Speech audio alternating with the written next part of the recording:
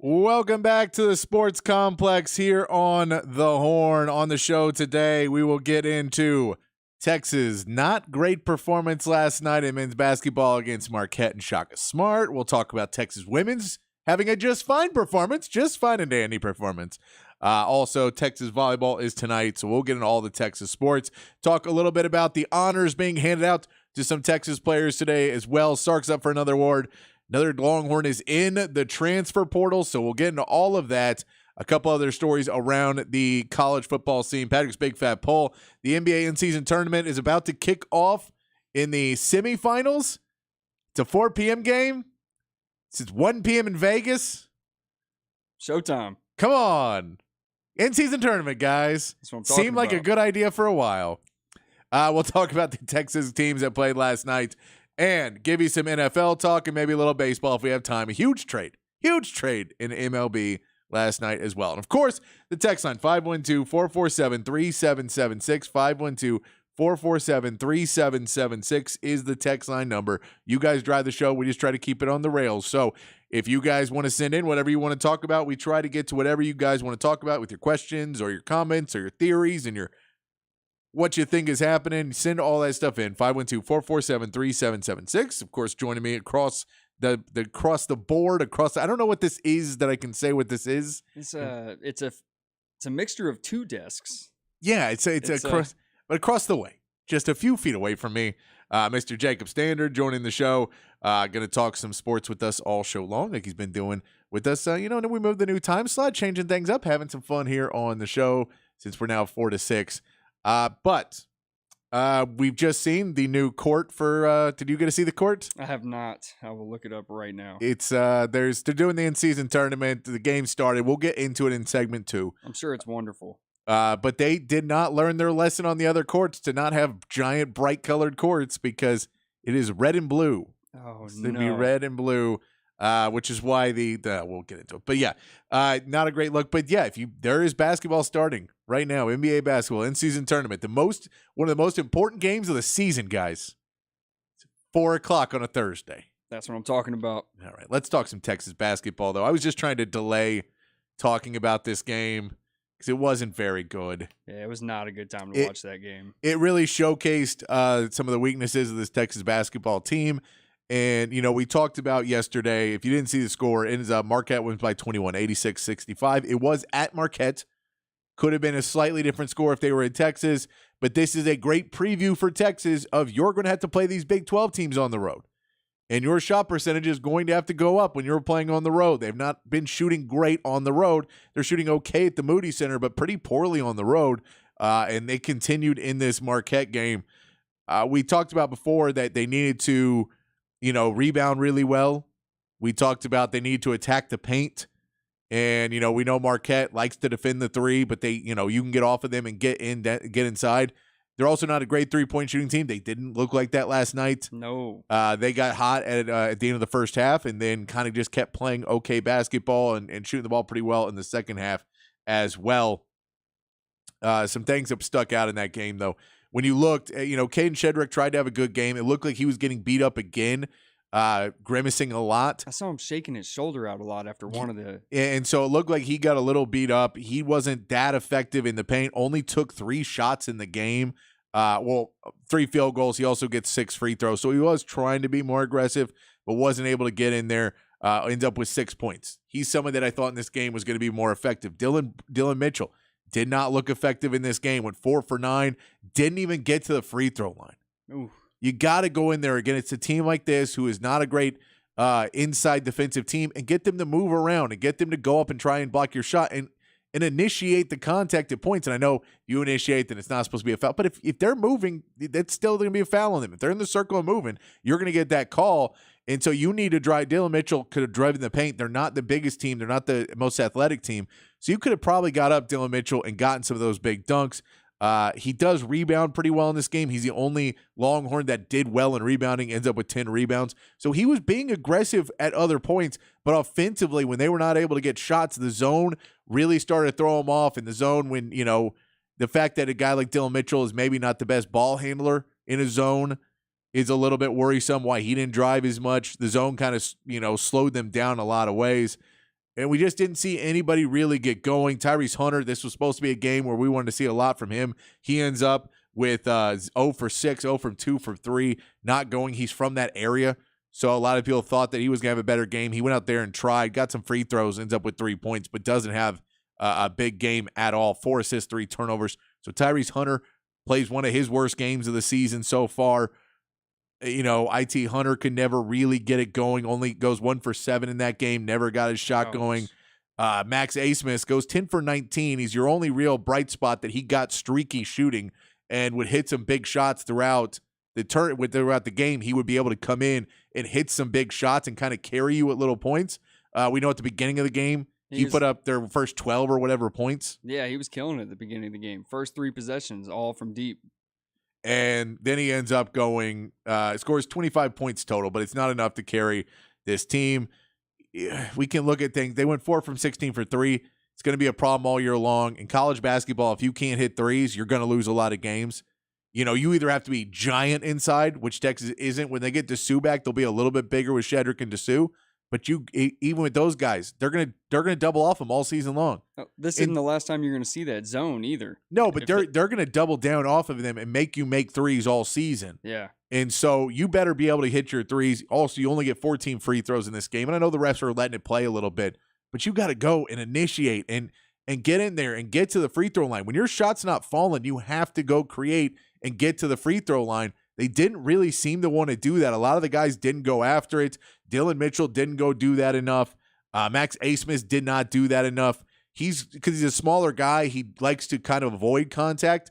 He does it pretty well. The problem is when you're driving and avoiding contact and you're trying to go back out on a zone, the exterior defender is going to come back in and pick that ball from your pocket, or they're going to be able to get your shot and you're not going to be able to get a shot off because you're trying to bounce away from the inside pressure. You have to go right at these guys. Right. And they just weren't willing to go right at him. I know Rodney Terry is going to be at him. I know he was saying in the breaks to, be more intentional with your shots. If you're going to take them, they didn't look like they were ever really comfortable in it.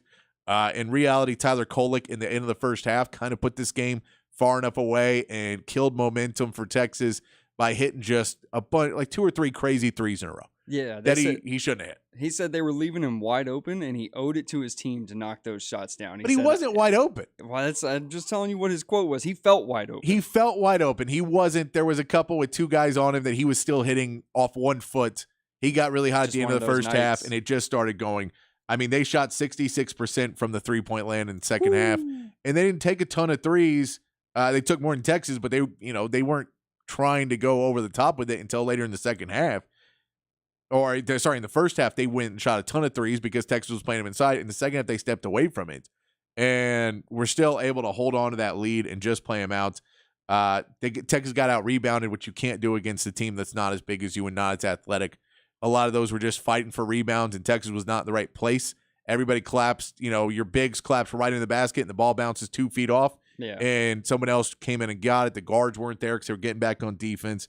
I wanted to see Texas score more points in the paint. They went 32. It was 32 points for Texas in the paint versus 30 for Marquette. That's a line that you just can't have in these types of games. Yeah, they looked very uninspired. And on the opposite side of the court, Marquette looked very inspired. I mean, they're coming off a loss to in-state rival Wisconsin. It's Shaka's first game against Texas since they mutually parted ways. You could just see the energy levels were a little bit different and the physicality was a little different. Yeah, it definitely, it just did not seem like a great game. Caden Shedrick still had an okay game defensively. He wasn't one that was getting too much, but he only played 23 minutes because I think of that shoulder injury, which did not help out in the second half a lot. But, this is a team that, you're waiting for Dylan Dessou to get back, but that's going to be another learning process.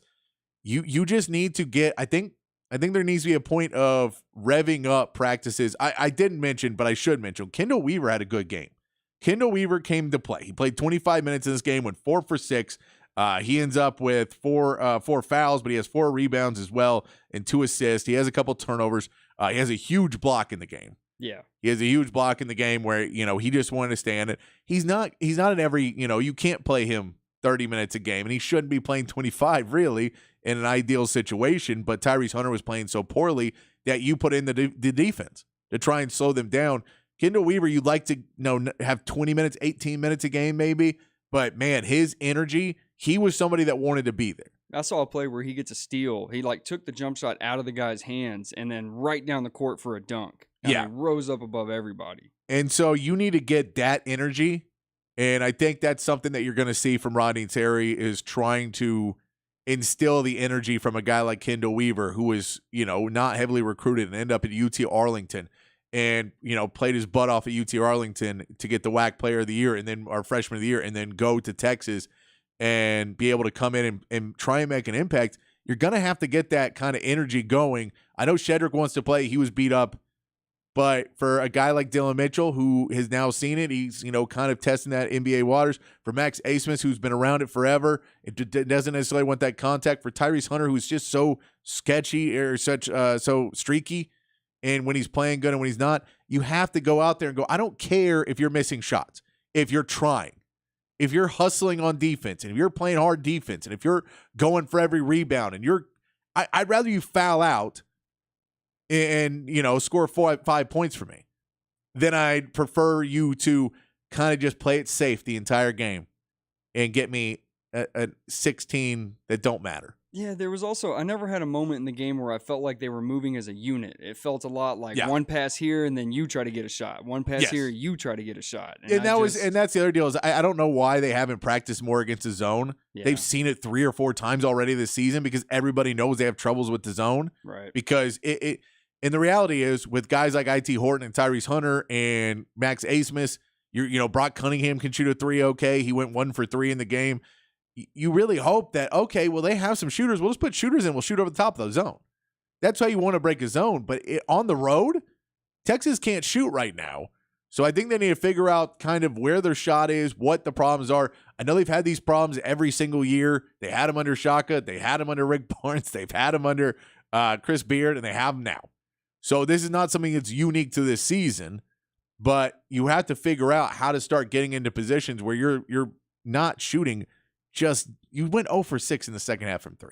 Yeah, there's other ways to break a zone than shooting from 3, though. Too, no, you have to go and you got to get to the contact. free throw line and hit the baseline. Exactly. Yeah, and initiate contact. And I don't think they wanted to do that in that game. It was a disappointing game to see. I don't think by any means it's the end of the season or you can put too much weight on it. But it's disappointing. It's a disappointing. Yeah. It's a really good learning point. If this team wants to learn and grow, then this is a great learning point for Texas, for them to turn around and look at this game and say, we played like crap. We lost this game because we, for whatever reason, weren't up for it.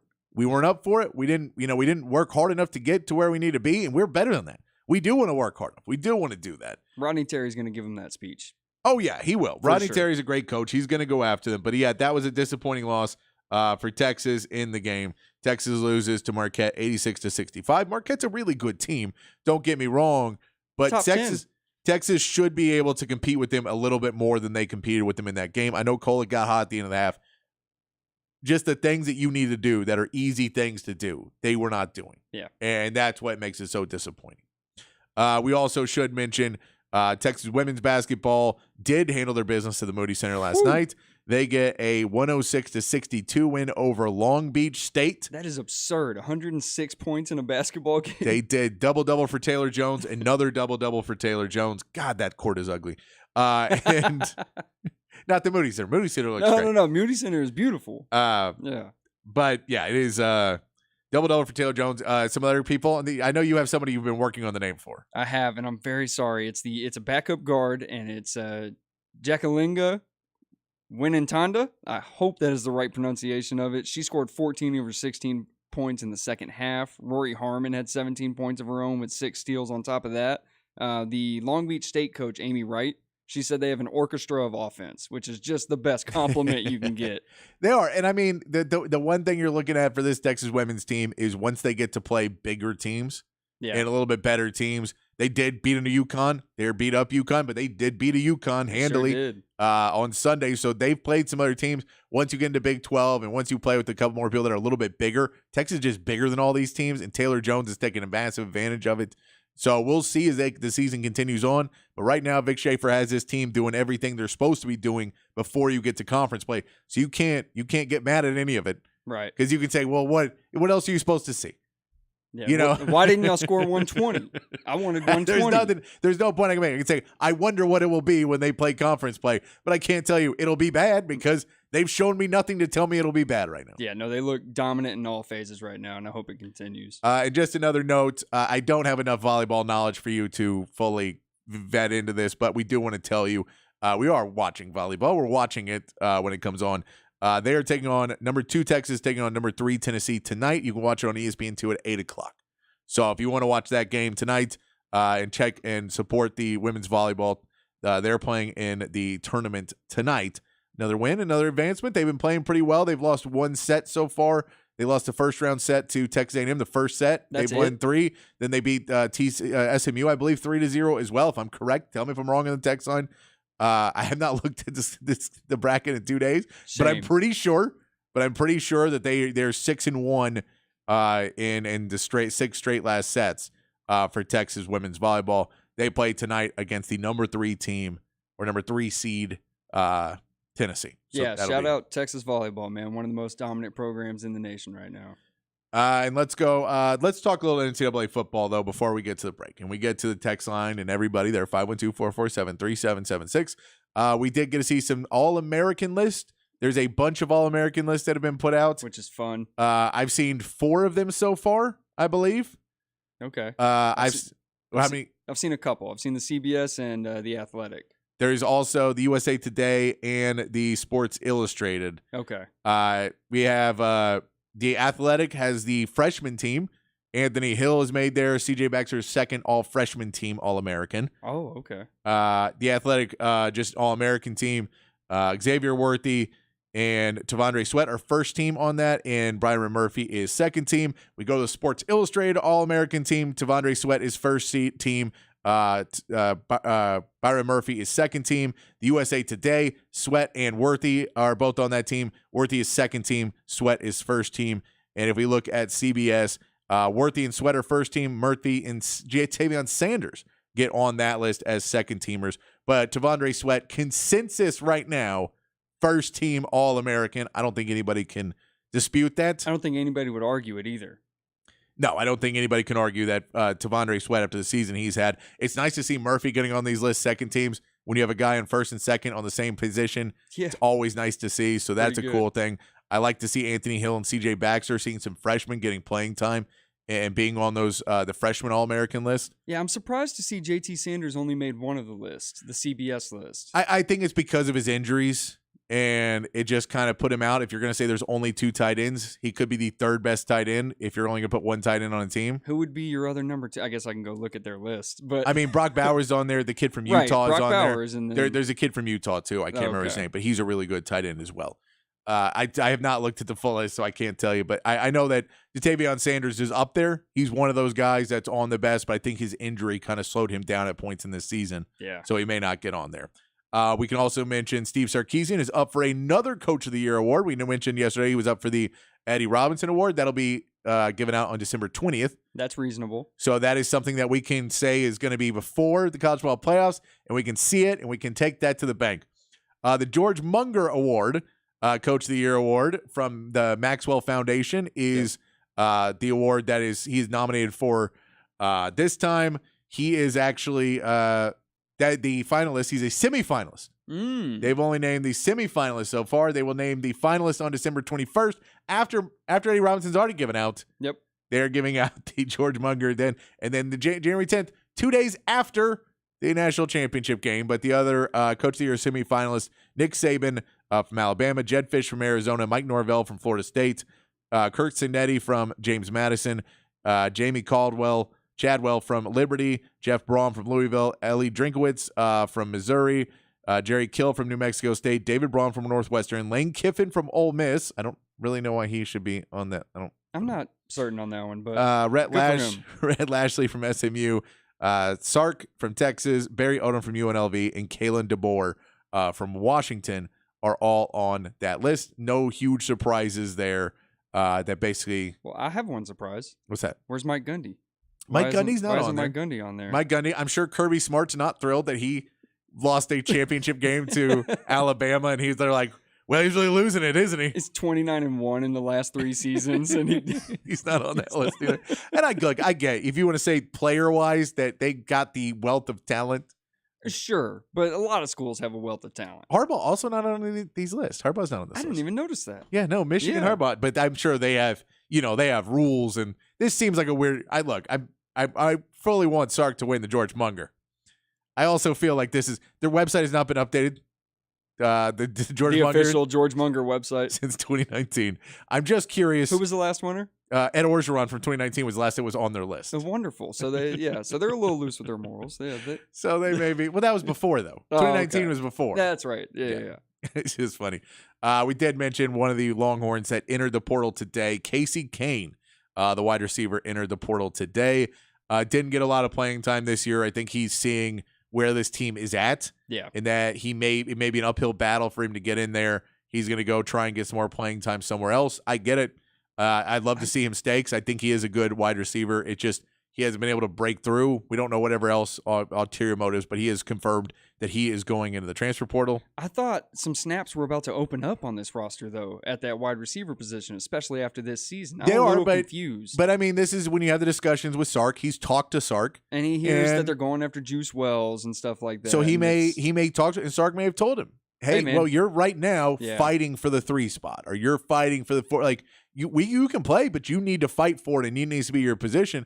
And you're not close to fighting for the 1 right now. Ouch. Yeah, which probably. I mean, but that's not. You're talking about the team that's the number 3 seed in the college team that playoffs. A lot of people have called the most talented roster in football. Yeah, so I do understand where it sucks to hear that, but also it's not saying well you're not good. It's just saying well these guys are elite level talents, and if you compete for the 3 spot and get it, well then now you can compete for the 2 spot, right? And now you can compete for the 1 spot. Yeah, but you're not in there in the line where you can jump and compete for the 1 spot. Yeah, you're not there yet. Yeah. So, and that goes for most players in most places. That's just kind of how it works. He's getting in the portal. Wish him the best for Casey Kane. But that's another name, if you want to see another name that entered the portal today. Have you seen any preferences for him yet? I have not. I just saw that today. Okay. We also saw the Florida running back Etienne is also in the transfer portal now. Yeah, that was an interesting one. Half of that recruiting class for Billy Napier, that was his first recruiting class, is now in the transfer portal. Isn't that fun? That is not a great look. Not a great look for him. Another note that I wanted to make before we move on is that Duke is looking to hire former Texas defensive coordinator Manny Diaz. The man run out of the 40 acres after his defense was kind of figured out. They're looking to hire him as a head coach. Is this a good hire for you? If Manny Diaz, see if he gets his starting job. I know, or his head coaching job. We know that when he was at Texas the first year, he was fast tracking, and then everything slowed down. Now listen, Manny Diaz had the best single season defensive performance since Alabama in 2011 with Penn State this last year. They held people to 223 yards per game, and that's super impressive considering they have to go through this gauntlet: Indiana, Michigan State, Rutgers, Illinois, and my favorite, Iowa. Oh, sorry, I forgot about those juggernauts over there at UMass. Jeez. So, that is the thing. You're playing a bunch of not great offensive teams, and then if you go to Duke and then you start playing the ACC, right?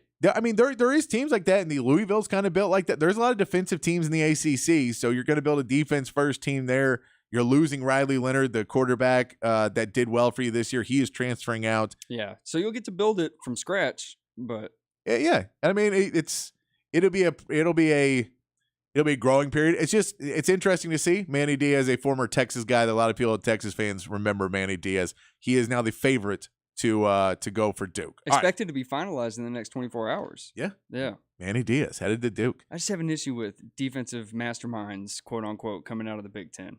I have know. An issue with that. I know. It doesn't seem. And I mean, but then again, if you look at Penn State, they're a ranked team, and it wasn't for their offense. You're right. True. It was not for their offense. Very true. Let's hit Patrick's big fat poll of the day and get you a question there on the text. Patrick's big fat poll of the day on the Horn. Big fat poll of the day today. We're talking about the transfer portal, losing Casey Kane now. I want to see which position do you want to see addressed the most in the portal? Which position, if you had to pick one, and you got to say, I get the number one guy in the portal for this position, but it means we may have to lose out on somebody like you're picking NIL money, or you're picking who you're recruiting the most hours on, what's the position where you say that's the position we need to go for? Is it a wide receiver with the wide receivers possibly leaving? Right. We haven't heard the announcements, but we assume that. Is it defensive tackle with Devondre Sweat? You say you want to keep this defense going. Is it somebody in the secondary where you want to build this secondary up because it seems like it's a weak point for Texas? Is it, do you want to bring in a running back? You shouldn't need one, but you may want to bring one in. That'd be an interesting move. Tight end, maybe.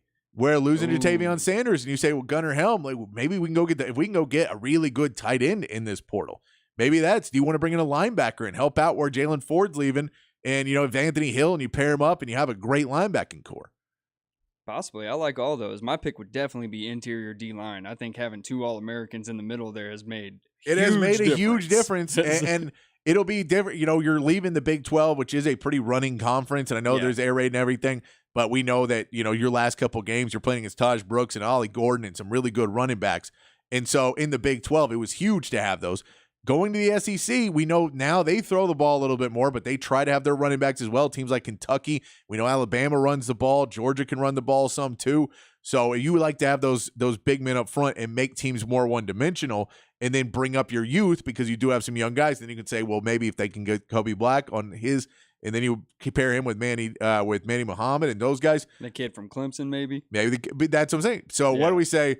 512-447-3776. What position would you like to see addressed the most in the transfer portal? If you were making the decisions, what would you say? All right, when we come back, we're going to talk some Tex. We'll talk a little bit more Texas football. We'll also get into the NBA in-season tournament that's happening right now for some reason. I'm going to look up that court. And we'll get into it. We'll explain. I think I have the reason why they're doing it. I don't approve of this. Oh. But I'll rant about some other things. I'm going to be an old man yelling in the clouds for a little bit. Good. Here on the Sports Complex on the Horn 1019, AM 1260, the Horn app, and hornfm.com.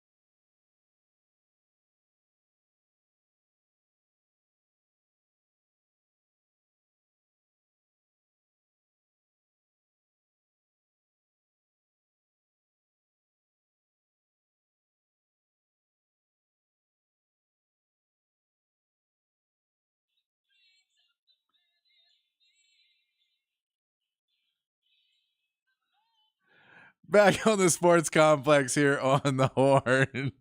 Playing time songs all week long since we moved to our new time slot. I know this one. You know this one? I know this one, yeah. Okay, what song is this? This feels like the first time. It is. You got it right today. Yeah. Do you know the band?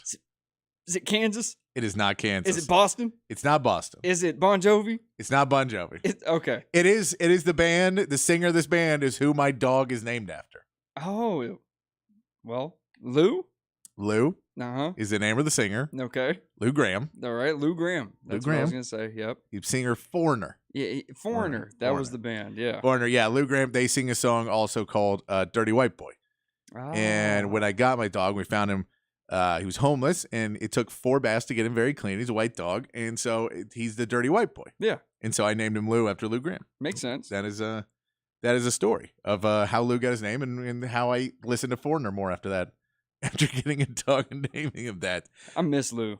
I miss seeing Lou. I know he doesn't get to hang out in the office. studios much anymore. He misses being up here as well. Text line's open, 512-447-3776. What position do you want to see most addressed in the portal for Texas? We should say for Texas at the end. I know not everyone on the list is a Longhorn fan, but we'll say for Texas. For Texas, what do you want to see? Yeah, you're in the minority if you're not a Longhorn fan around here. Hey, look, I know, but hey, there are. And we appreciate you listening. If you're not, we appreciate you. The NBA in-season tournament is happening right now. Right now, Jacob. Yeah, those are some gross courts. They've had bad courts all season, and now they have moved. The semifinals and finals are being played in Vegas at the T-Mobile Arena in Vegas, and I was really worried the courts were going to be gross and ugly, and they've done it. And we saw the story that came out last night that the Lakers were not allowed to wear black because it was going to be too much of a contrast on the screens, on the court, and that really worried me. That's when you know you've messed up.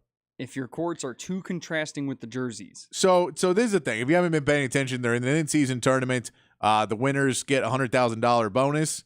But basically they've been playing, and off the off days of the tournament, they did the first rounds on Monday and Tuesday. Then on Wednesday, they had a bunch of games last night. We'll talk a little bit about those in just a minute. And then they're doing today 2 games tonight. Or today, I should say. Today. And 1 p.m. in the afternoon in Vegas. 1 p.m. in the afternoon in Vegas.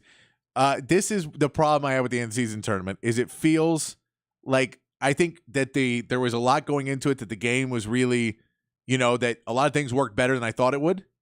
And, seeing those first-round games at the places where they were at, it seemed to be a really good, the crowd was going nuts for these games, and it was a lot of fun. So he said, you're kind of bringing that atmosphere for these fans, at least, that they're like, I can buy a ticket to a game that's going to matter, and the players are going to be playing in it, and I want to go see it.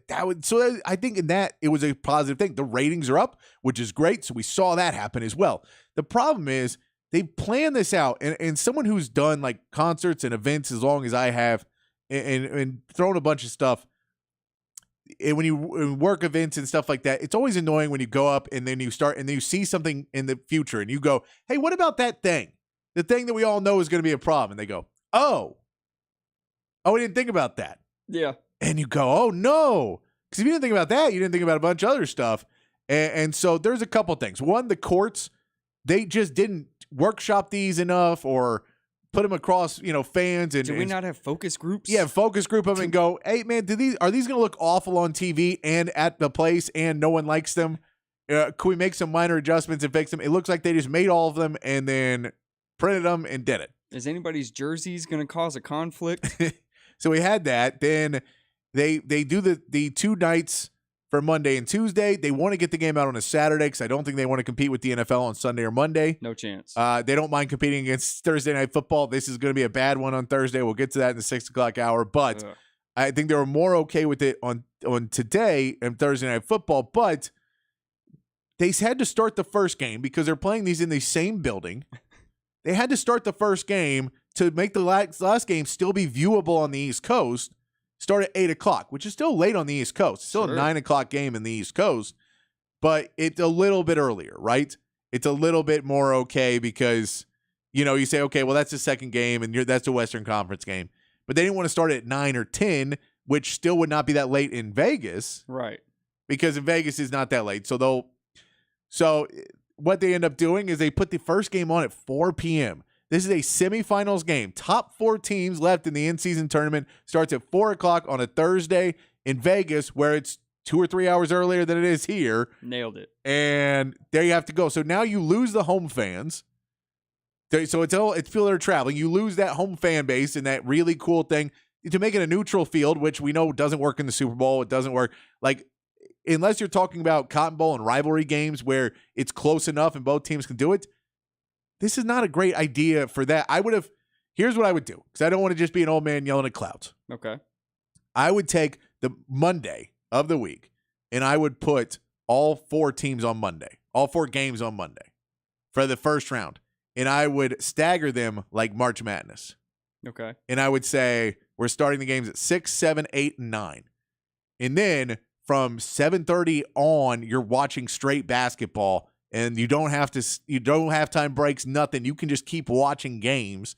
And they're all played at their home arenas, and then you get to watch finish after finish after finish. And it's a great little trick to get people that don't really care about watching a full basketball game to watch 4 straight finishes in 8 of your teams. And they were all good games. They were all pretty good games, except for, I believe, Milwaukee blew the Knicks out in the second half. But all the rest of them were pretty good games. And if you stagger those, I think you get good viewing then. Then you have Tuesday off, and then you can do Wednesday, Thursday for your 2 games. So you can put them both on at reasonable hours and showcase both those games on Wednesday and Thursday. You still do them at the home. You don't take it to Vegas yet, because you don't need to go to Vegas and lose. And you have those courts, and the fans are pumped up about it, and they are happy about it. And you do those on Wednesday and Thursday. You have Friday off. Everybody travels to Vegas. And then on Saturday, you have your big game in Vegas. And you can do the big game in Vegas. But that's what I would do for season 2 of the in-season tournament. I don't like this 4 o'clock starting game thing. No. I don't like it. Me either. I'm not a big fan. I love that suggestion, actually. Do the one game in Vegas. Make everybody travel One to game in one Vegas. game. One game Yeah. and your teams, and you can go there, and it's on a Saturday. Right. So you're not traveling during the week. And Not if you want to make Thursday. and everybody has cheap flights, you can buy last-minute tickets to Vegas. That's a thing you can. So if you realize on Wednesday or Thursday, your team's going to Vegas on Saturday, and you want to go on Saturday, you can do that. But I would make it to where that, like, you don't have this game. Like, you're making these semifinals of your tournament bad, and then trying to have a crescendo at the end. I'm not sure why they do any games in Vegas, if I'm being honest. If that's something that has to stay in there, like, they don't even do a neutral site for the NBA championship. They're doing it because of betting money, and that's where they're making a ton of money. And they want to do more neutral site stuff because you can make a lot more money, and cities bid on it. And so there's money in it. I get why they're doing it, but it's terrible. We will mention the Pacers and Bucks are playing right now.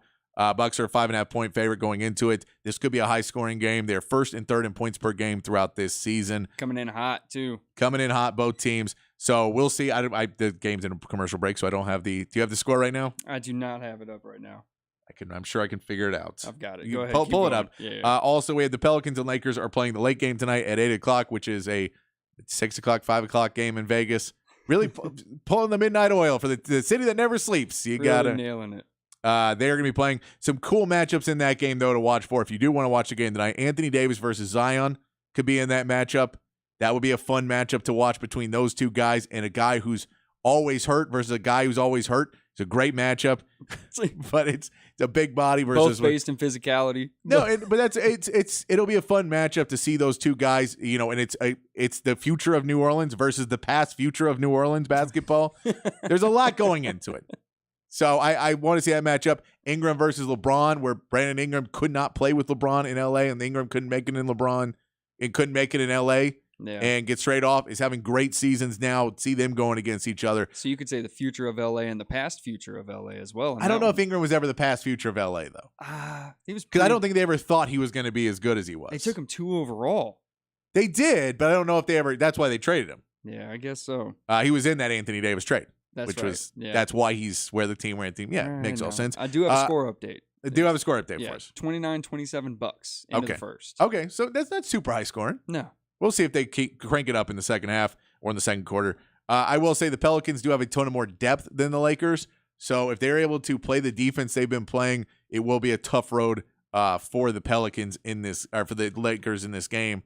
just because Pelicans have been playing pretty good defense. Yeah, and I'm scared of the usage rate for LeBron. It's bad right now. It's bad. I'm very scared. So many minutes. He was supposed to be on a minute clock, pitch count, and all that stuff. I get it. He's going to beat Father Time. The dude's what, 42, 43? He's going. I'm a little worried for his usage rate. Couple of games last night. The Mavs win by 50. Doncic has 40 points in that game. They dominate in their matchup. The Rockets beat the Thunder. Rockets held the Thunder for 8 for 29 from three-point land. They did not go and get in the paint enough. Rockets also outscored them 19-5 in second chance points. The Rockets, just the more physical and more energetic team in that game, were able to take out a young Thunder team where they just play with toughness. Yeah. And the Rockets' toughness came out on a young, energetic Thunder team. It just did not work out. The Rockets are also 9-1 at home right now. They're playing really good at home. Cool trend to watch for the rest of the season. No, their defense happens at home. It doesn't happen on the road. And note for the Spurs, they changed their starting lineup last night. Did they? We finally saw the change, but it wasn't what we thought it would be. Ouch. They changed Jeremy Sohan, put Jeremy Sohan on the bench. Jetty Osman gets the start at point guard. Really? Jetty Osman gets the start. He goes 3 for 8, 0 for 3 from 3. He has 8 rebounds, 6 assists, and 6 points in his starting job.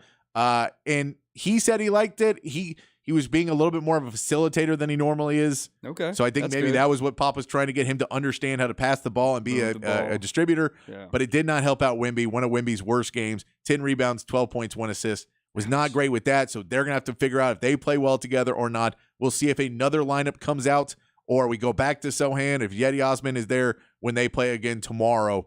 But it's an interesting choice. I told you they may shift the lineup. When did I say they were going to shift the lineup? You said they were going to do it during the in-season tournament. And what did they do? They shifted the lineup. Not the way I thought they would. I could take half credit on this one.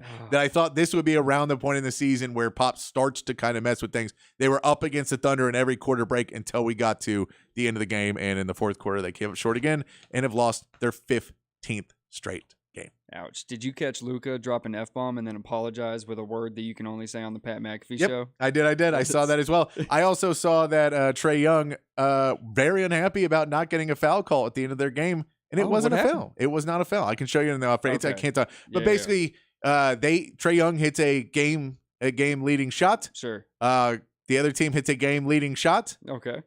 They get the ball back, and Trae Young tries to drive across, does a thing where he pushes off with one arm, so there's contact, but he's pushing his arm out, falls backwards, and throws up a prayer. Yeah. It doesn't go in, and then he's like, why did you not bail me out? Oh, it's a reason why I can't stand James Harden, Trae Young, and all those guys who just go, well, I want free throws. And you're like, it's the last second shot. Yeah. You shouldn't get, you can't count on the refs for those shots.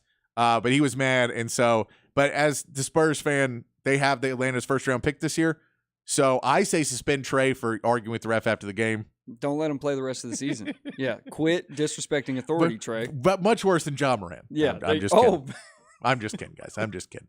But yeah, I did not think it was a foul. I did not think that was a foul. I went through and looked at it, but I did not think that was a foul. If you saw that one, we got to take a break. When we come back, we're gonna get to your text messages. We're asking you what position do you want to see in the transfer portal the most? If you are watching this game, or have you seen the court for tonight? Is this the worst court? Is this middle of the road courts it's a bad court. But we'll get those text messages when we come back on the sports complex here on the Horn, 1019 AM 1260, the Horn app, and hornfm.com.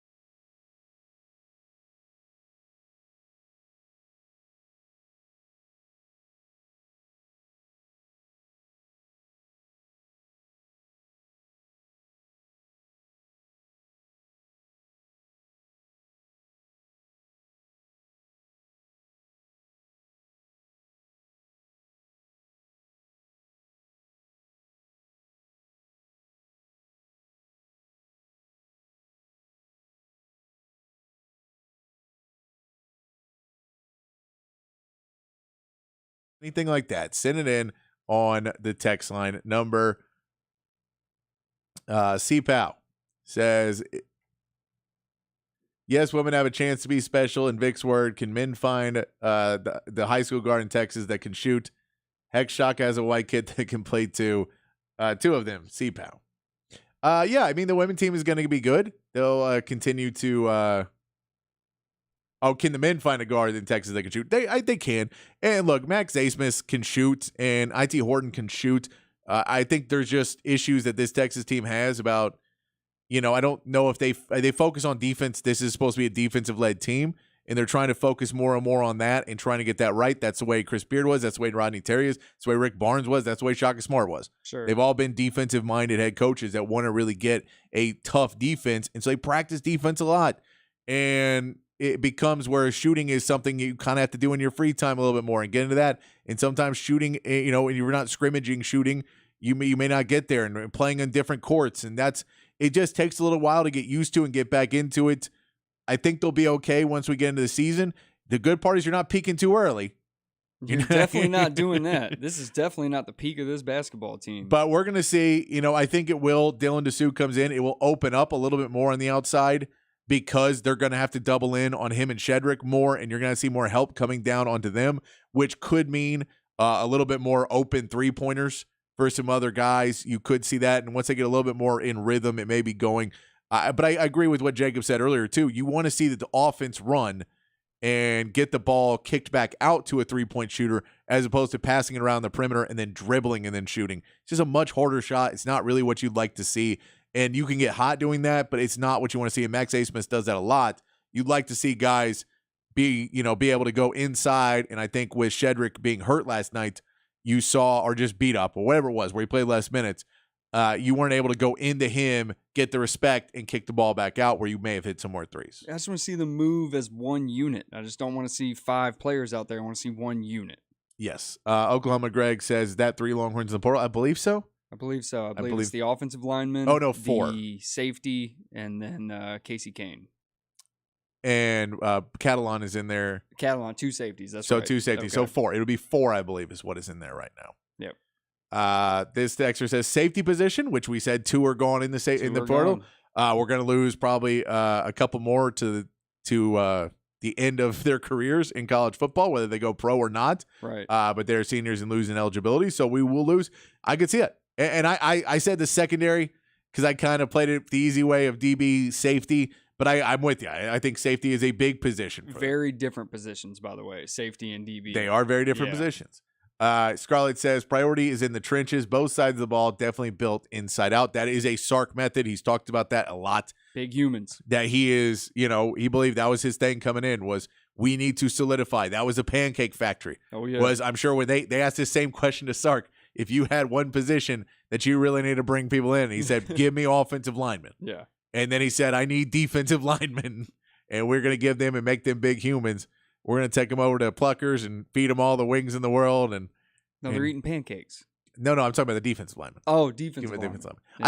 I remember doing a coach's show years back, and like 3 or 4 of the guys walked in from the defensive line. Yeah. And it was a question of could they fit into a booth. Right. With like 4 guys. I imagine they run into that problem at a lot of restaurants. Yeah. They were just big guys. Yeah. Big guys. I mean, you saw T'Vondre Sweat in the apron. Have you seen that picture? No, I've not. Oh, yes, I have. I have seen that picture. This texter says Duke is about to get the best Gator rollers in the country.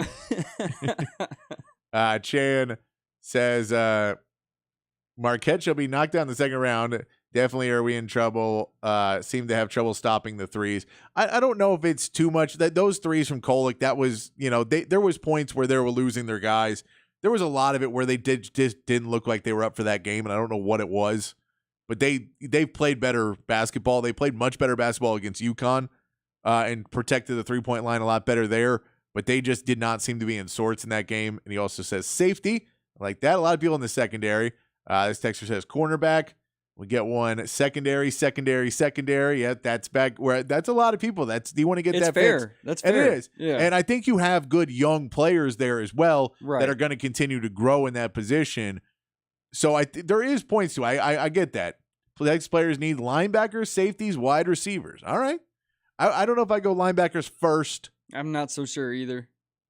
but I do say safeties. I do say that. I would definitely say receivers would probably At be least one of my one, top, at least one veteran wide Yeah. receiver. I'd like to see somebody that you can kind of build in there. But I think, and that's going to be the one where they're going to have to talk to Quinn and Arch.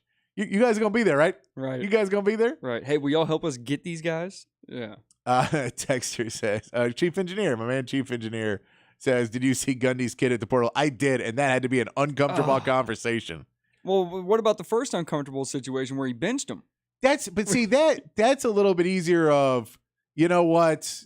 Look, we got to try and win the games, and we'll figure out, and you just keep working, and maybe you can get back. And then, like, dude, you're not good enough to be on the. No, I think Gundy told him you're not good enough to be the starter on this team.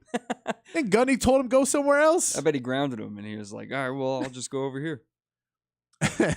He also says DBs and secondary is going to really need that next year. Second would be D-line. Going to need them super huge as well. Got to keep that pressure up. SEC does have big dudes on the line. I agree with you, Chief Engineer. All right, we're going to take a break. When we come back, we'll get to some more of your text messages and get into some talk about the NFL. There's a game tonight, and boy, howdy, is no one excited. I think they're just disguising that as a game. I'm not sure we can call it that. Well, Bill Belichick's not going to call it that. No, don't put that on my record. Yeah. Don't put it on my record. We'll come back here on the Sports Complex in the Horn 1019, AM 1260, the Horn app, and hornfm.com.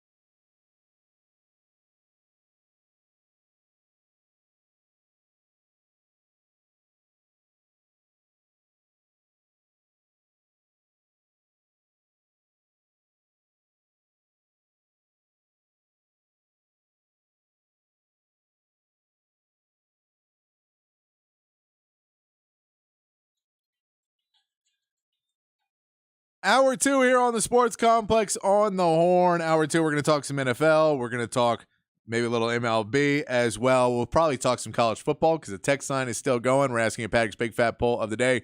What position are you most looking for Texas getting in the transfer portal? If you had the keys to the kingdom, you had the money of the NIL, and you had the recruiting hours to go talk to these transfer portal guys, and you said, we can go get the number one guy in this position, what position are you going to get the number one guy out of? Tell us that on the text line, 512-447-3776. We're going to get in some NFL talk here in a minute, too, about the great matchup tonight. Oh, man, can I just fast forward to the end of this? I just want to know the outcome of the game. I don't really need to watch it.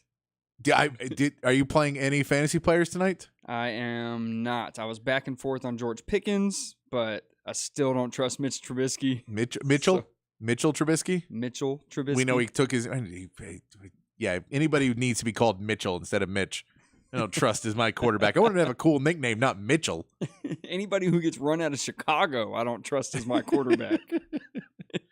At least Matt Canada's gone.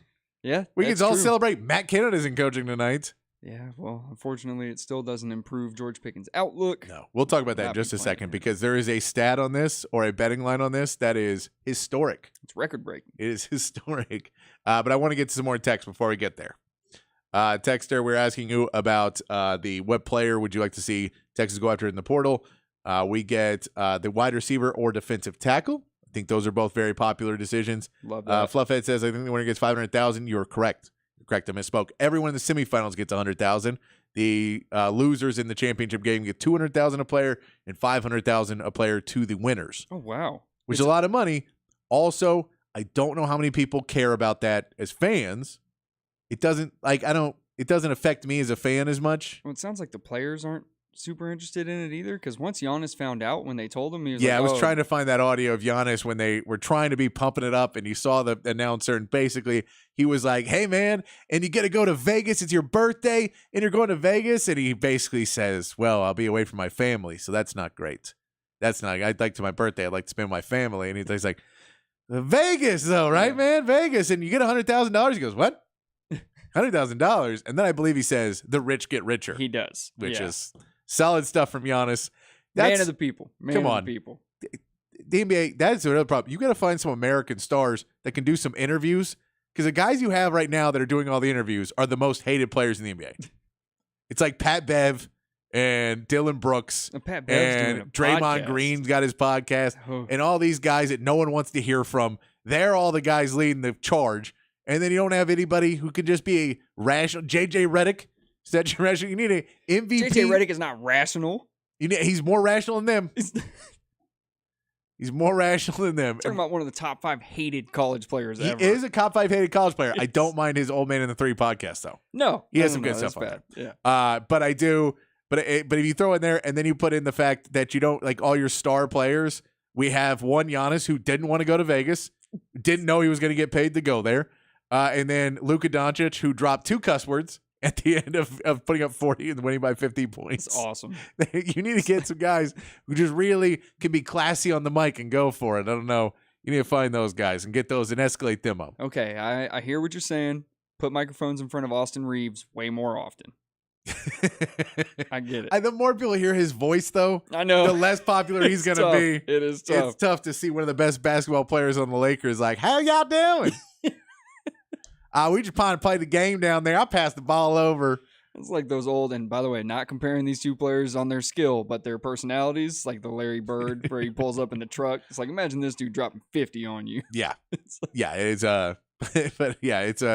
It's an interesting game right now. And then you have your American player that was the next guy, and it was Ja Morant, and can't put him on a live mic either. So don't do live anything, Ja. No lives, Ja. Nothing live. All right. Sorry, we'll get back to text. I was just ranting for a little bit. Losing Sanders, Xavier, Jay Wood, and Mitchell need to reload at wide receiver from the portal. We're not necessarily losing all of them, but we're probably losing all of them. I think it's odds like 90-95%. Well, we'll just hold out hope until they all announce it. X-Man's coming back, everybody. Just and Mitchell's probably coming back. Yep. And, everybody's coming back. No. All for the spirit of the game, too, is what they said. C-Pal says, Cornerback, safety, and at least 2 linebackers. I don't know if the linebacker. I know we need. Is there something I'm missing? I think we have some good young linebackers. We've recruited linebackers really well. Anthony Hill, what we just said, was a freshman All-American. So I think there is some really good talent on the linebacking core. You know, we were able to lose Devarion Overshawn and still step up this year. Jalen Ford is going to be gone. That's a big piece to replace. But I think you have the young guys, and I don't necessarily, I think you can get it, but I don't think it's the main thing you need to get. Right. I'll put it that way. I don't think that's the main thing you need to get in the portal. I don't think it's the biggest concern, yeah. And agree, BB basketball will get better. Big 12 will be rude, especially on the road. Yes, it will. Yes, it will. Wells and Nolan, I like that text. He's talking about Juice Wells and Nolan, the D tackle out of A&M. Those will both be very good. On3 has him very interested in Texas. That's good. Yeah. What's the over-under on the NFL game tonight? 6.5. I'll tell you in just a minute. We'll tell you in just 1 minute. Stay with me. Trying to catch back up on these text messages. I can't say what you're saying about Michelle in the portal. Wide receiver is priority 1. I can't tell you her name's not Michelle, and I can recognize the voice because I've worked with her before. So she is not. She's a very nice young lady. Was always nice to me. So I'm not going to say anything. Why would you do that? I'm not going to say anything mean to her. Yeah, why? Come on. I know who it is. Her name's not Michelle, though. I can tell you that much. So they don't offer themselves to be criticized by y'all. That's me and Patrick's job. That's me. We offer ourselves to be criticized. Just Jacob, by though, not me. I have a very thin skin. Go out and get a safety so we don't get burned on the backside. I think safety they're looking at for sure. Texas has to target secondary. All secondary, only missing piece, needs safety and DBs. But that's not the only missing piece. It's the missing piece if we were getting them for the bowl game this year. Yeah. But you realize Sweat's gone. Murphy's probably gone. Alfred Collins could be gone. We're also saying that, Xavier Worthy, Adonai Mitchell, JT Sanders, Jordan Whittington are all gone most likely. There's a lot of other pieces that are leaving this team this season that there's going to be a lot of holes that you're going to have to replace. Yep. I know the secondary, they've already been recruiting because they knew it was a weaker side. Those other positions, you have a Jonte Cook coming up. There's some other guys on the wide receiver core. But, to not have a veteran, to have a very young team coming after this, you don't want to have everybody saying Texas is back and then bring out, a bunch of sophomores and freshmen. It may take us a little bit longer. So that's why I say the defensive line, keeping that as a unit until the next line of defensive linemen kind of get ready to go, I think would be a big thing. Daydrinker77 says big humans on defense and secondary help. And yes, Wells and Nolan. Appreciate it. Keep the text line rolling. 512-447-3776. I'm going to ask you some NFL. I'm going to ask you someone about the NFL as well. Have fun. There in the text line. But we will get into the NFL and that the Patriots and Steelers are playing tonight. Steelers are 5.5-point favorites. So they're projecting 2 field goals from the Steelers tonight. What we're saying, we asked about the over-under in the game tonight. Yes. I believe it's still around 30 on most books right now. Yeah. If it drops below 30, which it did for a little bit, it went down to 29.5. It would be the lowest over-under in an NFL game ever since 93. That is a huge, it's a historic number of how bad this football game is. Then throw in Thursday nights that are not always good, except for last week. We saw tons of scoring last week in the Cowboys and Seahawks, which you would not expect that the Cowboys give up as many points as they did in that game, but they were able to win the game, put up even more points. So the over definitely hit last week. This could be a historically low over-under and still hit the under in this game. We don't even know. I've not heard the report yet of who the starting quarterback is. Bill Belichick has been playing it close to his vest about who he's starting every week. He keeps saying, everyone's practicing like they're going to be starting, and then he decides on a whim. There's no way he's throwing Mac Jones back out there. No, I don't think he's throwing Mac Jones out there as well. We all assume it's Bailey Zappi. Yeah. We assume that's who's going to be out there, but we don't know if that's going to be it for sure. But this is with the point we get into the season, where there is this kind of discussion that's going around right now about QB injuries. And is this a fluky season? Is this a trend that is going up? Is this what's ruining the football season, or not ruining, but hurting the football season for the NFL, where there's so many more bad games you feel like this year, and so many of these games where, you may not be expecting the teams to be, expecting it to be a good game. Like we said, the Black Friday game. Yeah, Miami and the Jets. You're expecting that to be Aaron Rodgers playing, and he's not there. Right. And so it kind of turns into a blowout.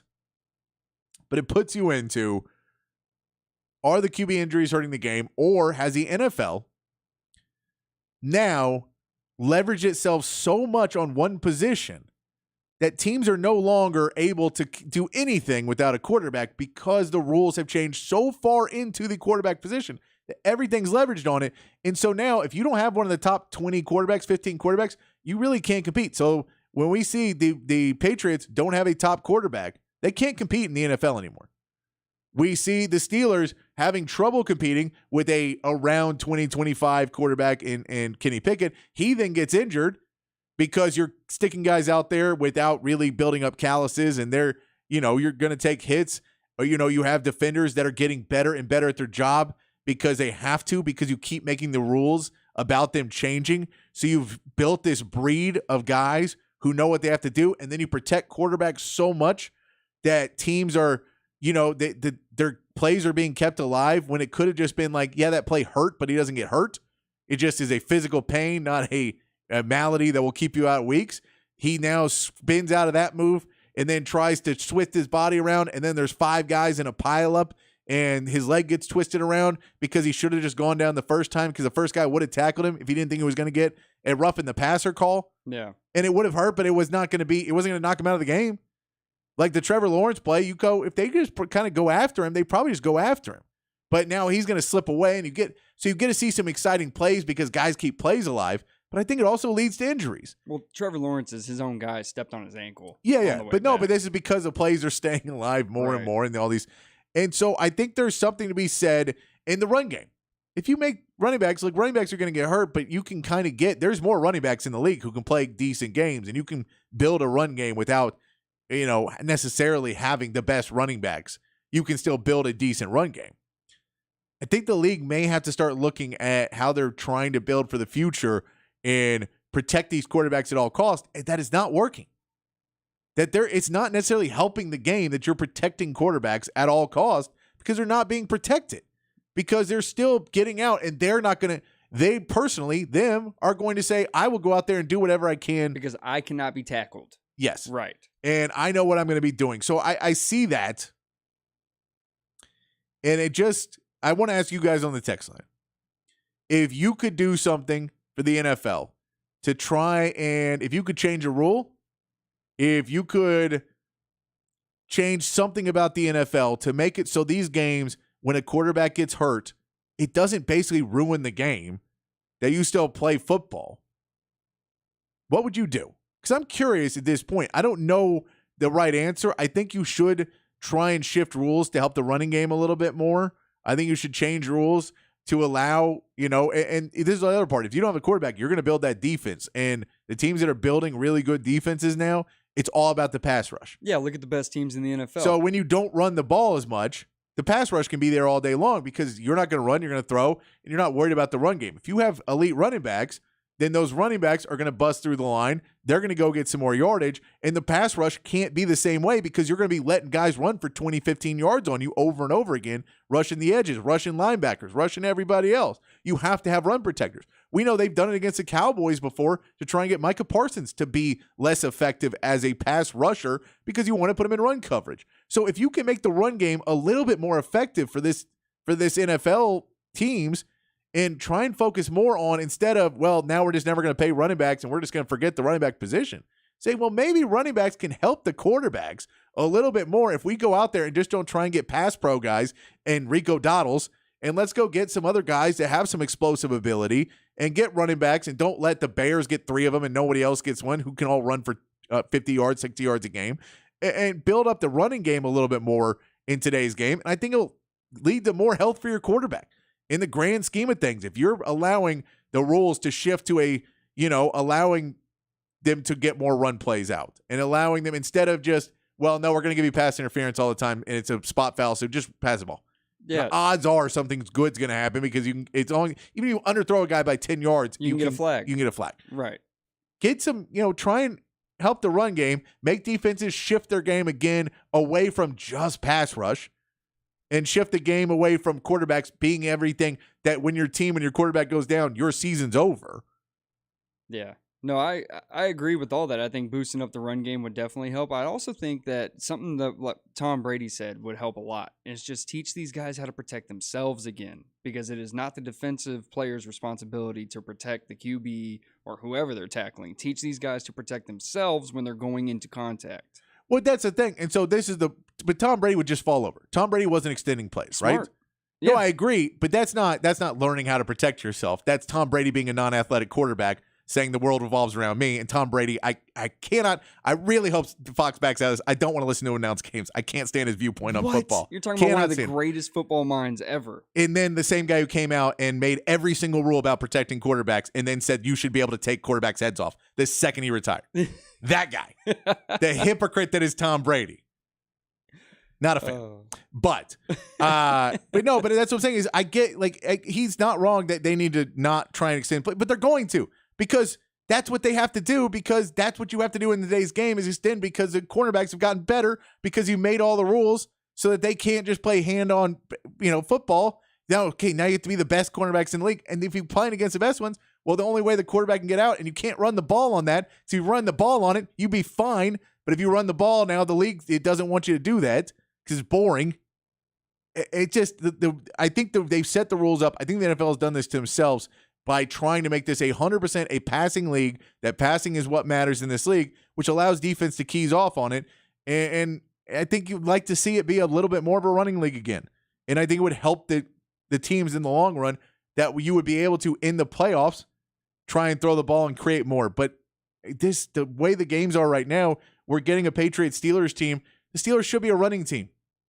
But yet they're trying to throw the ball like everybody else is. Najee Harris is having the worst season of a sophomore you could have, but you should be able to run the ball for 150, 200 yards a game. And that's a great example because there was rejoice when they finally got over 400 yards. Yeah. And if that is the benchmark, that is a lot of offense happening every game. That's perfect example. And so if you can say, well, no, if we can slow the game down and play and run the ball and get it downfield, I just like to see more running in the games. I think that if we look at it and they keep trying to worry, well, how do we stop the defense? How do we stop the defense from touching our players?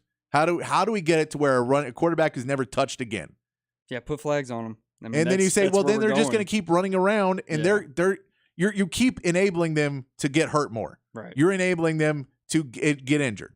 So enable them to hand the ball off and get it downfield. I get that in the grand scheme of things, you're going to have to pay running backs more, but you may get to pay quarterbacks less. Ooh. Because at the end of the day, you're going to say, well, now we don't need to have Aaron Rodgers to compete as the Jets because we have Dalvin Cook and Breece Hall. We have a game plan, and we can do something, not with Zach Wilson, but with a decent quarterback.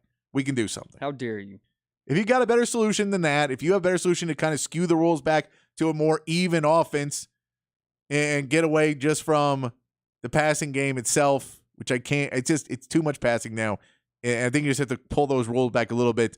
And that's one of the things 49ers do. Let's just get pass rushers. Hey, I'm here for it, man. I'm younger, but I do enjoy old school run the ball down your throat football. So I just think you need the balance to not get your quarterbacks hurt. Right. And no one wants to have that balance because they want to be the team that throws for 800 yards a game. Or at least, like you said, give them that mindset of like, hey, I can be hit out here. Like I am in danger just like everybody else out here. And then it's like there's more running backs. There's more teams that would have a running back that's good in pass pro and can run for 2 yards a carry than have a running back who can run, they can break one for a touchdown over and over again because he might let the quarterback get touched. Yeah. And that philosophy in football to me is crazy, but I get it because the rules are skewed in a way. Right, it's the way the game is. That they've done it to where it's just about the quarterback, and I think they've done it to themselves. Because they said this would be great as long as no one touches our quarterback. You go, well, you know what every team is going to do and every coach? They're going to try and touch your quarterback as much as they possibly can. Because that's how they know they can win, is to stop him. Yeah, and I'll tell you this, the NFL, if anything, they are constantly looking to innovate and improve the product. Believe me, they will look at these numbers at the end of the season, and they'll start scheming up some sort of solution. They will. All right. I do want to mention the Cowboys and the Eagles. Just something I noticed from practice. The Cowboys are reportedly practicing in pads for the first time in several weeks this week. Love that. Trying to get in and get a little bit more physical before the Eagles game. And then it was too windy, so they had to go inside. So really got a contradictory reports about the Cowboys practice. I do like that they went out and were trying to get the pads on. They practiced inside with the pads, but they couldn't throw the football. I get it. It was just a funny couple tweets to read back to back where the Cowboys, we're going to be tough against this Philly team. Ooh, a breeze, and had to go back inside. I get it. I mean, if No, you're it was- throwing, it if you're makes throwing sense. into a 25-mile-per-hour headwind, what are you getting out of that? And by the way, maybe if you could run the football, it wouldn't be a problem. Oh, okay. Here Yeah. we go. They need to work on that. They practice that one all day long. Okay. I did want to get some top 5 power rankings between me and Jacob, just to see how we're going to do. Let's do this now. We may do it again next week, but we're just going to code through and kind of see where we're at for this from now till the end of the season. So we're Okay. getting closer to the end of the season. If we can get the top 5 power rankings, I'll start with my number 5. Okay. My number 5 is Baltimore. The Ravens have been doing great, but with Mark Andrews out, they're not quite one of the top teams, but the defense has been playing at an elite level Yeah. for Baltimore. They brought that back this year. I think Baltimore is my number 5. Interesting. My number 5, I'm going to go with Miami, the Okay. Dolphins. I'm still not convinced that they can put the best teams in the league away. You see them kind of struggle sometimes. And if they can't get that track meet going, then, they can kind of get into a dogfight with people and it doesn't turn out well for them. So I'll go Miami at 5. Okay, Miami 5. My number 4. You know what? Give me your number 4 first. My number 4 is Philadelphia. The Philly. Eagles. I think Philly. they've shown themselves to be very vulnerable. They've squeaked through a few games. MVS in the end zone, 30 seconds left to play against the Chiefs. But I think they have shown that they can be beat, especially in their own field. Cowboys were only 5 points away from it, 1st and goal, 30 seconds left to go. And then Mike McCarthy couldn't get the play in. Hey, we're not talking about that right now, I mean, I'm okay? sorry. What's your number My 4? number 4 is the Dallas Cowboys. Still not 100% sold on it. I think teams know how to beat Dan Quinn, and that's going to be a problem as you get into better and better teams. Okay. I think they can fix that, and they can go there. But if they don't have a running game, and if they don't, they got to show you. they have to show me, and they'll show me. If they show me on Sunday, Yeah. Sunday Night Football, you show me, you go out there and beat up on this Philly team, you might move right up my rankings. There you go. Right up there. There you go. may be all the way up to number 3. Hey, welcome to the team. Who you got But- at number 3? But I want to see number 3, I have the Miami Dolphins. I do believe in Mike McDaniel a lot. Okay. I think that they're still trying to figure out things, but the way Tyreek Hill is playing right now, I think Tyreek Hill is playing amazing. If they get A-Chain back, playing the way he was playing at running back in this Yeah. track team, it just seems like a type of team that could get hot at the right time. And I really like the way they're playing right now. I can see that. This is another team that could be at any point somebody proves their major flaws, and all of a sudden they're getting knocked out and lose 2 or 3. But right now they're my number 3. I can see that. I want to touch on that one more time. Because of all the injuries to QBs this year, if there was any year where another player was going to win MVP that's not a QB, it'd be this year, right? I took Tyreek Hill at plus 1,400 for the MVP. So I do like Miami up there. But so my number 3 is Dallas. It's the Cowboys over Okay. Philly and Miami, and over the next few weeks they'll have a chance to prove both of those Okay. correct. So I think Dak is playing the best football of his career right now in this stretch we're in. I hope he doesn't revert back to old Dak, but it looks like we're finally getting something going. CD finally looks like a number 1 receiver. That defense does have flaws, we have found out. But Dan Quinn can get them corrected. He's usually pretty good at self-scouting. I'll take Dallas at 3. All right, I think we're going to save number 1. So go give your number 2 now. Okay, my number 2 is going to be Baltimore. I think You have Baltimore moved up high. I Okay. do. I think outside of San Francisco, I think Baltimore is the most complete team in the NFL right now. I don't know if they have the wide receivers right now, is why I put them lower with Mark Andrews out. Okay, that's I fair. don't know if Beckham is going to be reliable through the stretch. So you kind of got Zay Flowers, and, like you just don't have a plethora of wide receivers. I'm going off of just what I've seen. I get what you're I saying. get. So Yeah. that's why I put them a little bit lower. Is I think they're complete, but I think, the defense is doing a ton for them right now. Lamar Jackson's amazing, but I don't know if they have enough weapons when they start playing really good teams, and you can kind of take away a weapon or two. I think that offense could slow down a lot. I'll put it to you this way, too. The reason I have them at number 2 is I think the teams below them, Dallas, Philly, and Miami, rely very heavily on being at home. I think being at They home do. matters to those teams, whereas Yeah. Baltimore, I think, can take their game at home or on the road, and it won't matter. They do, because as they say, defense travels unless you're the Rockets. Other than that, it's the only team. I don't know why. Everybody else defense travels. But no, I agree with that. I think I'm valuing weapons a little bit more. Okay. And so I think that all those teams you said before have more weapons Sure. than Baltimore does. And I believe my number 2 is Philadelphia. Okay. Philadelphia is, I know they haven't been playing great. I think Jalen Hurts is pretty banged up right now. But this is a team that, has shown that they've had the ability to step up in the second part of the season. So I think the team will still play good. I know they just got trounced. It seemed like they were kind of took off at the second half of that team. There is weapon. You can get a win against them. If they go into Dallas and can't get a win, then that becomes a much scarier proposition that maybe this Philly team is more banged up than you thought, and maybe people are starting to figure them out. Or Dallas is just that much better than them. No. Philadelphia is banged up. No. But that's what I'm saying. If you put them, they'll fall down, but I still have them at number 2, and I think we're both right. Number 1 is the 49ers right now. I think last week showed you all you need to see on that team. All right. That's if you don't know why 49ers are the number 1 power rank team for the sports complex, I don't know what to tell you. Right. You're not watching a lot of NFL. All right, we're going to take a break. When we come back, we'll get some more text messages. If you guys have your own power rankings, send those in as well. And if you got anything on my rant about running backs and why we should focus on running the ball a little bit more, and maybe it'll help our quarterbacks stay healthy and maybe make some of these games matter a little bit more so we don't have to have a graphic for Thursday Night Football that's literally the coach because they couldn't pick a player. They picked a punter one week. Or no, for the Steelers. For the Steelers, one of the graphics was a punter. Oh, my God. Terrible. Terrible. We're going to take a break. When we come back, also, by the way, I'll throw in this rant too. Don't hire coaches just because they're their name. And there's too many coaches in the NFL right now that aren't good coaches but have been around for a long time and they just paid their dues and they get to be up there. Sure. Don't hire coaches like that. Go find someone who's like intuitive and wants to learn and go do that. Because you see there's some great coaches in the NFL and there's some really mediocre coaches in the NFL. One of the best is down in Miami, and he's very young. Yeah, give you that. All right, we're going to take a break. When we come back, get to some of your texts, maybe talk some MLB right here on the Sports Complex on the Horn 1019, AM 1260, the Horn app, and hornfm.com.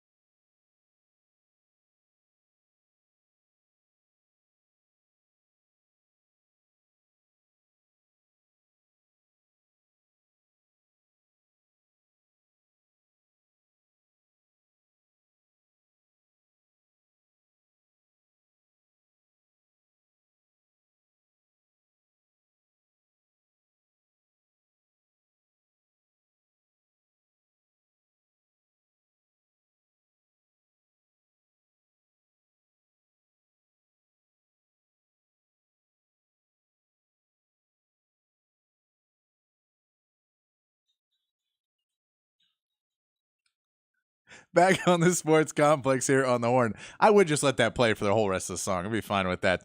I know the tune. I just don't know the name of it or the artist. The name does not have time in it. I've thrown off. The name does not have time. Oh, is this? It's Jungle Boogie. So close. Jungle Love. Jungle Love. This is Jungle Love. Dang it. Do you know the name of the band? If I told you it doesn't have time in it, no chance. If the name of the name of the song doesn't have time in it, okay. Could you take a guess at the name of the band? If the name of the song doesn't have time in it, every song has had time in it. Okay, so is it some? Is it time to jam? It's the time. The name of the band is the time. It's Morris Day and the time. But yeah, great stuff. I'll play Jungle Boogie every single day. I just enjoy it. It's just a fun song. Yeah, it's a good stuff. I believe Prince actually wrote it. Really? And gave it to Morris Day. That makes sense. You can kind of hear it. Yeah. Yeah, but good stuff there. As we wrap up our songs about time with the time. I know you were so close. That's like, so if I got 2 half answers right today, do I get 1 full answer? No, that is not how it works. Okay. No, you get no credit for any of your has. So, I'm sorry. For whatever this week. You're not going to get the 512 Friday either. It's got to be terrible. But we'll keep it learning. We'll keep it learning on the curve. Next week's theme, I got it. Back on the text line, 512-447-3776.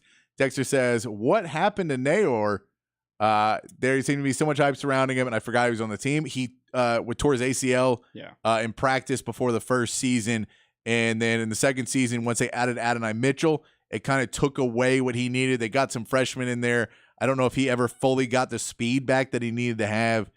And then, unfortunately, we really want to see him in that Wyoming game as well. So I don't know inner workings where it ended up with him. I wish him the best. Maybe he can get a medical red shirt for the year he missed and play another season somewhere else. But I would not assume he will play at Tech. And he may get a medical red shirt and play again here. Who knows? But it did not seem like he ever got on the same page with the offense, at least in practice or whatever else, or maybe the speed wasn't there. I don't know, but maybe this was the plan the whole time, right? Maybe it was a year recovery time, right. and letting him sit out because he just wasn't fully back, and he'll be back next year. But it was the injury that kind of he was supposed to be the guy, but the injury did slow him down. He was going to be a deep threat guy, and when you had Adonai Mitchell and Xavier Worthy lining up across. That was your 2, and you're not going to take Jay Wood out of the game either. No. And that was kind of the problem was, you're not going to take anybody out, and then if you're going to put somebody in the late parts of the game, you're going to put in Jonte Cook and some of the younger guys to get them playing time because you got them coming up. Let's see. Best trash talk I heard over the weekend watching games. Alabama fans write letters to Miracle Whip asking them to make it less spicy. What? That's a joke. That's a joke. That's a trash talk. Yeah, I feel like that's kind of this. That's most teams in the Southeastern Conference, the SEC. I feel like that's. I am somebody who gets very annoyed when people get mad at spice that isn't really spicy, and that is a pet peeve of mine. Well, like what? Give me an example. Like when people are like, "Oh, it's so spicy," and you're like that, like Miracle Whip or something, or like or when someone says the phrase, "Ooh, too much pepper on this, too spicy." Oh, never enough. Never enough for me. No. Salt and pepper all the way. Elderly and children are allowed to do that. That's the only people. If you're between the age of 15 and 60. Dang it. You can't do that. But I'll let you. CP53 says you are shaking that old man fist at the Long Kids like a champ right now. Yeah, I get it. I do shake my fist. And he says Sengun versus Czech. Chat, like the way that went last night. Go Rockets. Yeah, Sengun plays he plays good defense, and he's been bodying guys up. Yeah. He's really working at it. I think that teams are going to, the Rockets continue to get better, they're going to try and run on the Rockets a little bit more and run him out of games. But he's a guy. I've liked him when he was coming out. I was hoping the Spurs were going to take a look at him, and I think the Rockets just got him before the Spurs could. But yeah, I think he's a really good player. But yeah, he likes to go in there and beat down in the post. And a guy like Chet, that's why you worry about Chet or Wemby or any of them playing the center position. It's because a big guy like that will just go down. Like Jokic can do that. Valanciunas can do that. There's some guys like that can get down. But AD is kind of, because he can shoot threes too. Like he's not just that guy. No. Correction. AD believes he can shoot threes. He's an okay 3-point shooter. He's the tallest shooting guard in the league. Let's see. When did Brady ever vouch for protecting the QB? The league changed without Brady's input. I'm sorry if you're a Brady fan. I'm not a Brady fan. If you don't think they did that because of Brady, I when he vouched for it is every single time he got up and looked at the ref and went, with those puppy dog eyes, tears in them. said he got hit. I think the RB situation might solve itself. If QBs keep getting hurt, teams are going to have to adjust their play calling to protect them. I was saying you have to kind of change the rules to allow that to happen, to fix, how the offensive linemen are called for holding and things of that nature. Or just adjust the interpretation of some of the rules. Exactly. Yeah. Yeah, it's basically, you don't have to make whole new rules, Right. but just trying, and, allowing defensive line, the DBs to play a little bit tighter up on guys and stuff like that to give you a little bit more room to break big runs, stuff like that. Coach Rodney Rosebud Lot from Rosebud Lot says, my rant, I hate waiting a month for a playoff game. Should be played this week, then wait for the national championship. The Horns are out right now. Don't want them cooling off too much. Stay fired up. With Xavier Worthy getting hurt in the last game, I'm okay. Perfectly with fine the weight. with this. I get the weight is a pain, but I'm okay with them getting a little bit of weight. It's also, you got to remember, they're student athletes. We got finals this week. And there is finals, so you don't want to add that into a massive game and what they're doing, and let them celebrate the Big 12 championship. I could see if you put it in the middle, but then you're right in Christmas, and that becomes a little bit harder to do. So I get why it's done the way it is, but I agree. It's a pain that we want to get into it. WPI Parts guy. Yes, Jungle Love, not Boogie. He's getting on you, Jacob. Yeah, my bad.